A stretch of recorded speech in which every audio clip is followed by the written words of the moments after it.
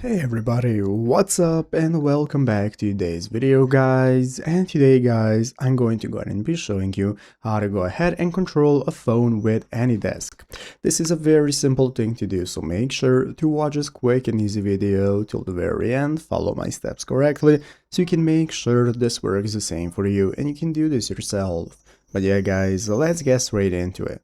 So the first thing we want to do is to go ahead and open up the AnyDesk application if you have not already. So if you do not already have it downloaded or installed, what you want to do is go to the AnyDesk website right here, anydesk.com, and it's going to show you the download button that you can use for downloading the program. Once you've done that, you can go ahead and install it. And once you've installed it, it's going to look like this. This is going to be the main page from where we can get started. You're going to have your address tab right here at the top of the screen, and you can invite other users to use your PC. So let's go ahead and take a look if it's possible to use AnyDesk with mobile. So basically guys, it is not possible to control your mobile phone with AnyDesk. You can only control your PC using your mobile phone. So as you can see right here on the official AnyDesk website, we have the comprehensive mobile device support with AnyDesk guide, and it's going to show us what we can do. So the mobile solution is available for Android and iOS and offers the possibility to connect, access, and control desktops. So you're going to have mobile remote connections with AnyDesk. Seamless cross compatibility between devices is possible on a variety of operating systems. So whether on the road, working from home, or on a business trip, with AnyDesk